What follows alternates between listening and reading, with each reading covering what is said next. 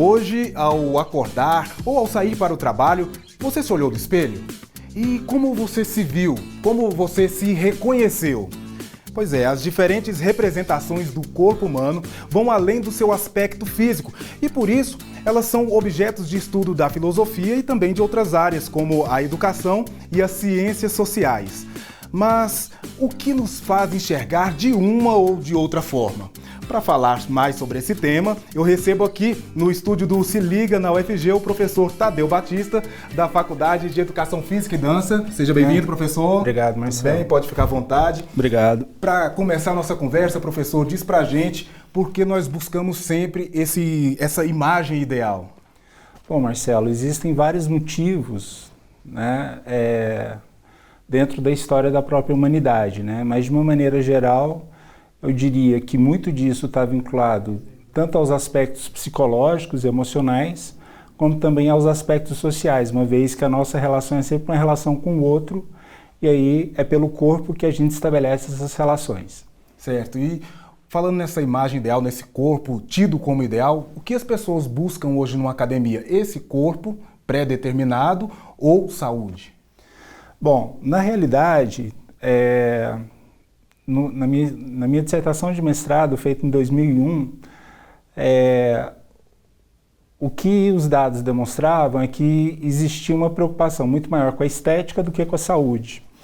Do grupo pesquisado, cerca de 77% das pessoas estavam mais preocupadas com a questão da estética de um corpo pré-determinado do que com a saúde propriamente dita.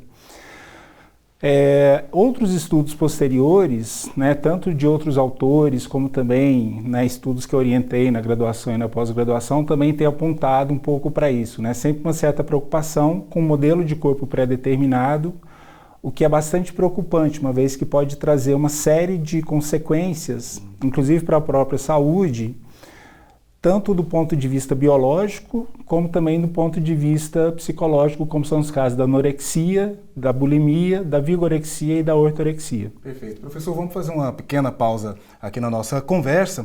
E como hoje estamos falando sobre olhares e a forma como nos enxergamos, aproveitamos para conhecer o projeto Braille Ecrã, que visa tornar os smartphones acessíveis também para deficientes visuais. Venha com a gente.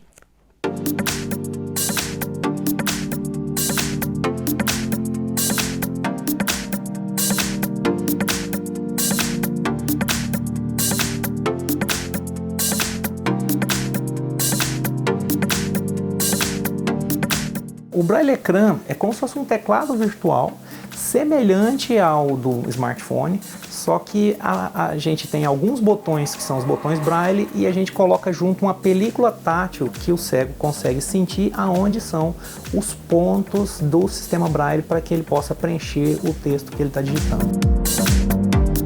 Hoje, se a gente pega os smartphones, eles não têm um teclado físico. O teclado do smartphone é um teclado virtual numa tela de vidro lisa. Então, a pessoa cega não tem acesso àquilo. A gente primeiro quis explorar como é que funcionaria no smartphone a entrada de texto com a utilização do sistema Braille. E aí depois, posteriormente, veio a ideia da gente explorar isso utilizando a impressora 3D para criar uma superfície lisa e ao mesmo tempo a gente poderia ter uma maior facilidade de projetar a película do jeito que a gente gostaria. E a melhor coisa que tem num conceito de desenvolvimento de uma interação com o computador é envolver o usuário. E, embora a gente supôs que Braille era um sistema muito usado, a gente descobriu que muito cego não sabe Braille.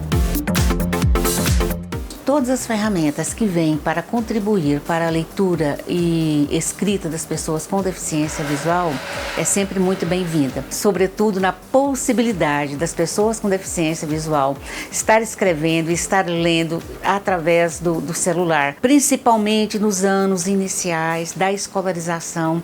O aluno tem que escrever em Braille, né? Ele tem que ler em Braille, porque esse é o processo de leitura e escrita da criança. Agora, depois que você fica adulto, aí não é tão necessário, né? Mas nos primeiros anos da escolarização é indispensável.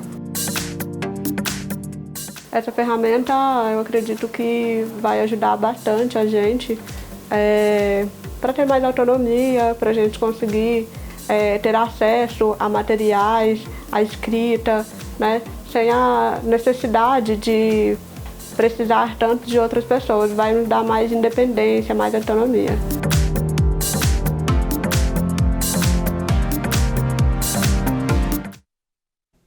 Legal.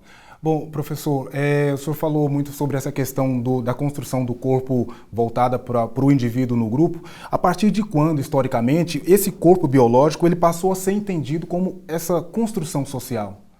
Bom, se a gente for parar para olhar na história da filosofia, a gente vai, na realidade, perceber que isso está dado desde que o homem se torna um ser gregário. Se a gente for pensar ao longo da história da humanidade, como eu disse antes, como é pelo corpo que a gente estabelece a relação com o outro, é evidente que isso foi construído conforme foram se desenvolvendo os processos das relações sociais. Mas a gente poderia dizer que, do ponto de vista teórico, Marx talvez tenha sido um dos primeiros autores no século XIX, nos manuscritos econômicos filosóficos e também em algumas passagens da ideologia alemã, mas principalmente nos manuscritos, onde ele vai trazer a ideia da construção de um corpo como ser social e uma construção social do ser humano. Mas uma coisa que é muito importante destacar aqui, Marcelo, é que muita gente, quando se fala nesse referencial teórico, pensa que o corpo passa a ser social e a gente passa a negar a questão biológica. Mas se você vai fazer uma leitura detalhada deste autor, você vai perceber que a própria questão social vem se desenvolvendo a partir vem alterando as condições biológicas. Inclusive agora, em junho de 2019, eu acabei publicando um texto que faz um pouco dessa discussão, que chama O Corpo, as Determinações Sociais para as Transformações Biológicas, e tentando mostrar exatamente um pouco disso e que, na realidade, desde a pré-história, esse processo vem acontecendo. Professor, daqui a pouco a gente conversa um pouco mais sobre esse assunto. O Se Liga vai para um intervalo e já já nós voltamos, não saia daí. Você conhece o sistema de bibliotecas da UFG? Mediante cadastro, estudantes, docentes, técnicos administrativos e usuários especiais podem usufruir dos serviços de empréstimo de livros, salas de informática e salas de estudo. Além da Biblioteca Central no campus Samambaia, existem mais 9 unidades nas cidades de Goiânia, Aparecida de Goiânia, Catalão, Goiás e Jataí. Atendimento aos usuários pelo telefone 3521-1230. Informações e consultas ao acervo pelo site do CIB.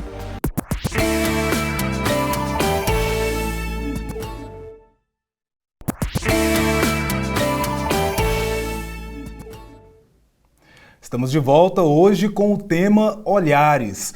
Bom, professor, no bloco anterior o senhor falou que o comportamento social tem influenciado na questão biológica. Também disse que muitas vezes as pessoas buscam a estética ao invés de saúde. Então esse corpo que é construído na academia, nem sempre ele significa saúde. E que tipo de efeito negativo isso pode trazer, essa busca pela estética? Bom, essa é uma pergunta bem interessante, porque os problemas eles podem estar relacionados, pode trazer efeitos negativos, tanto do ponto de vista da própria condição emocional, né, das condições psicológicas e até mesmo das relações sociais, né? Algumas pessoas elas se preocupam tanto em fazer atividade física e de estar se exercitando na academia, que elas acabam inclusive abrindo mão das suas relações sociais mais próximas.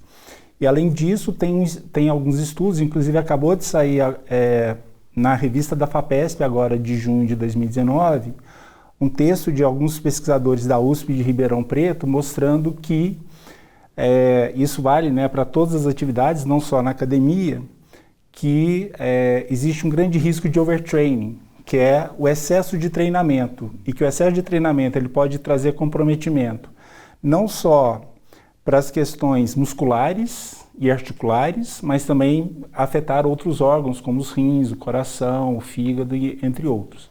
Então é necessário tomar bastante cuidado com o excesso de exercícios feitos na academia.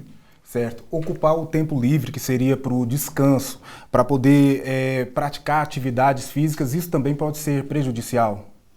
Se você utilizar todo o seu tempo livre para poder para apenas se exercitar, isso não só pode ser prejudicial, como pode ser, inclusive, sintomas de um dos problemas que a gente tem atualmente de transtornos de imagem corporal, né? Que é o transtorno dismórfico muscular, que é chamado também de vigorexia. Isso é psicológico? Sim, ele tem uma origem psicológica, né? É o inverso da anorexia. A pessoa ela se sente muito fraca mesmo quando ela apresenta um alto nível de massa muscular. Então essas pessoas elas tendem a desenvolver uma maior capacidade, elas começam a treinar inclusive várias horas por dia, e aí ao longo dessas horas elas deixam de estabelecer outras relações, como eu falei anteriormente. Certo. Professor, e como fica a relação aí com esse modelo de corpo que é tido como ideal, né? E a gente sabe que não é, nesses tempos aí de muitas imagens e principalmente de redes sociais? Esse também tem sido um problema bastante significativo, Marcelo.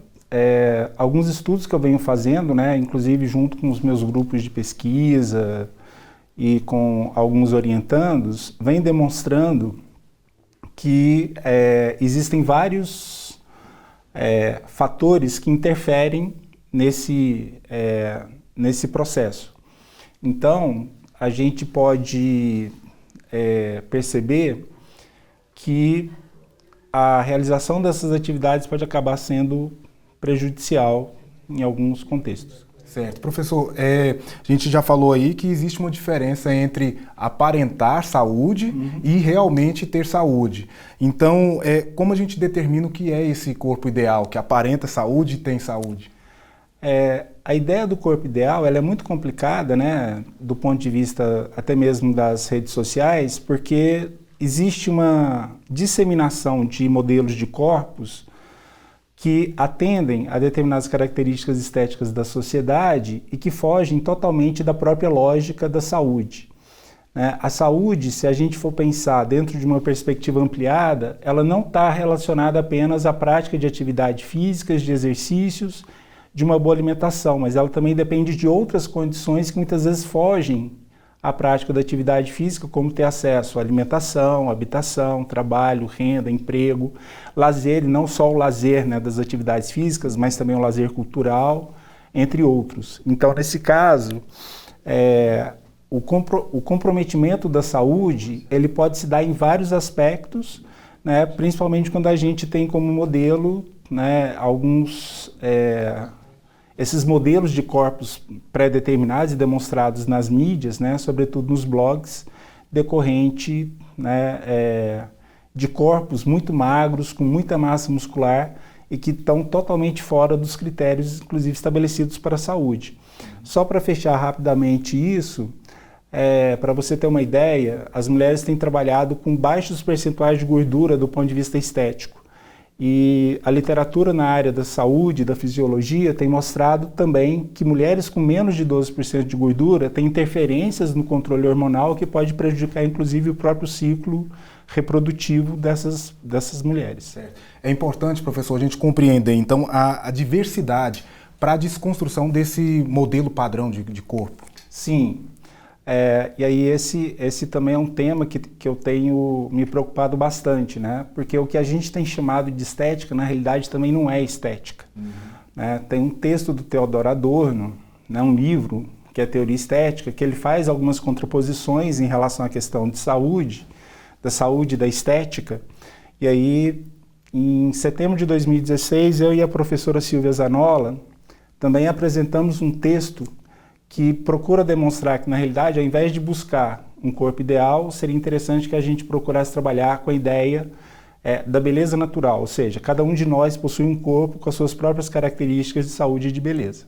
Perfeito. Professor, vamos fazer mais uma pequena pausa aqui na nossa conversa e, na sequência, nós voltamos com mais Se Liga na UFG. Você conhece o Centro Cultural UFG? Desde 2010, o Centro Cultural UFG mantém uma programação cultural constante, com exposições de arte, apresentações musicais, peças teatrais e ações educativas.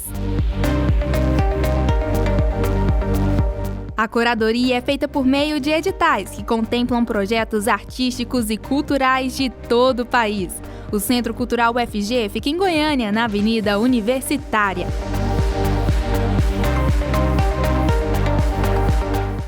Informações pelo telefone 3209-6251 ou pelo site do Centro Cultural.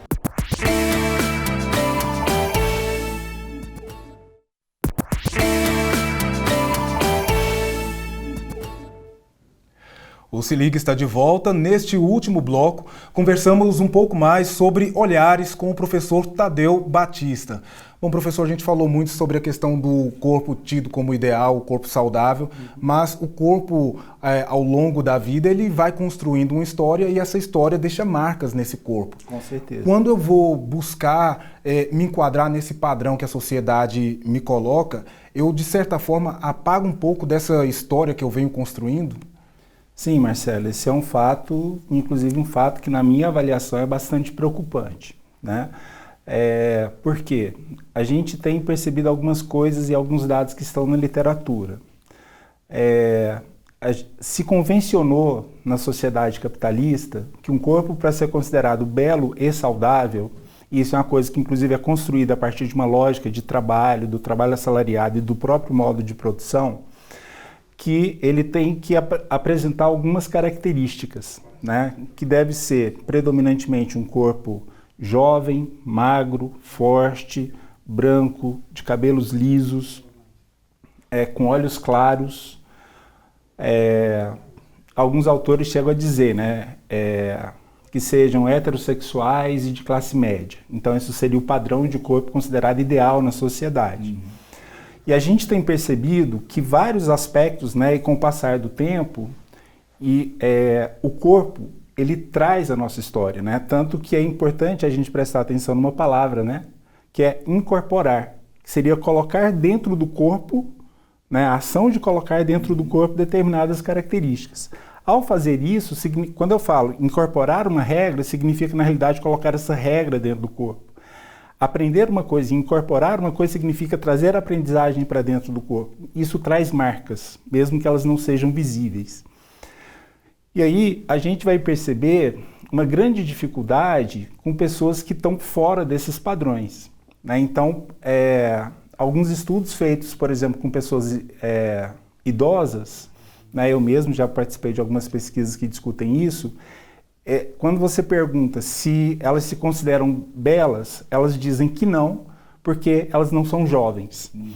Tem alguns estudos que têm saído recentemente mostrando que, por exemplo, no Oriente, sobretudo no Japão, na China e na Coreia, várias mulheres, principalmente, mas não só as mulheres, também os homens, têm procurado fazer cirurgias plásticas, procurando modificar o formato dos olhos e, às vezes, o próprio formato do rosto para que eles se aproximem do modelo ocidental.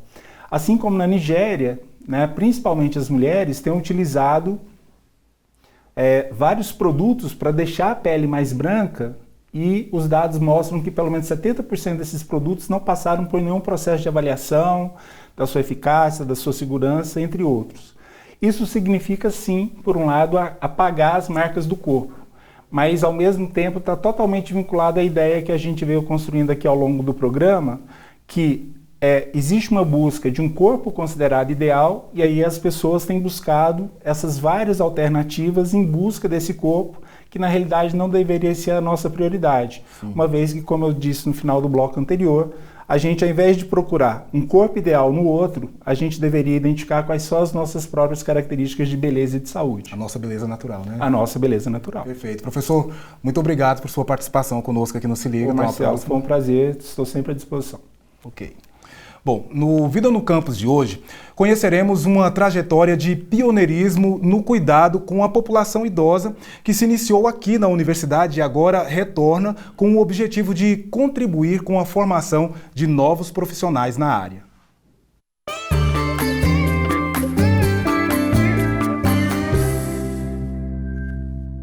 Meu nome é Elisa Franco, eu sou professora do Departamento de Clínica Médica da Faculdade de Medicina da Universidade Federal de Goiás. Se eu for contar a verdadeira história, eu comecei na UFG Através dos meus pais. Meus pais foram alunos, os dois, colegas de turma, quando a Faculdade de Direito funcionava na Rua 20. E eles me contavam a história de como a UFG foi fundada, como as faculdades se uniram para fundar a UFG. Posteriormente, eu fui aluna da Faculdade de Medicina da UFG. E mais tarde, mestranda, professora substituta e agora professora efetiva da universidade.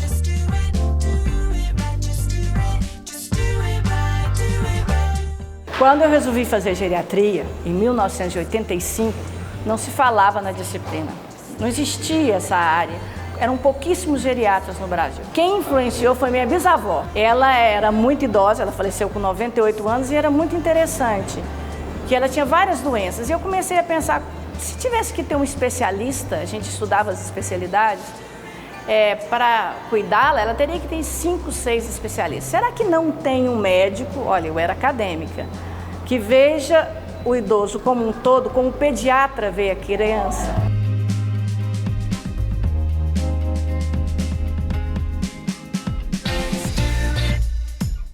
Antes de entrar para a UFG como professora efetiva de geriatria, eu tive uma carreira na minha área de especialidade. Eu cheguei a presidir a Sociedade Brasileira de Geriatria, eu criei e fundei a primeira residência de geriatria aqui no estado. Então, desde que eu fiz geriatria, eu terminei a minha residência em 1991, de geriatria fora do estado de Goiás, até agora, colocar a geriatria na graduação em medicina foi o grande desafio. E um desafio que, pensando bem, é um desafio de várias faculdades de medicina em todo o país.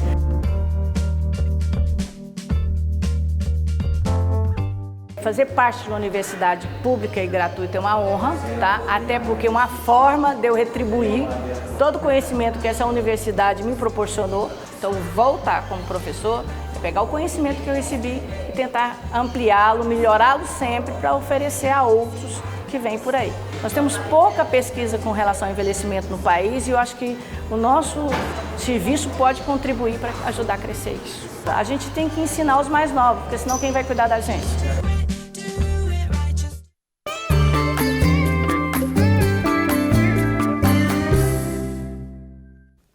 O Se Liga na UFG termina por aqui, mas você pode continuar ligado na TV UFG também pelo nosso site e redes sociais. Vai lá, acesse, deixe o seu comentário, crítica ou sugestão. Até o próximo episódio. Tchau, tchau.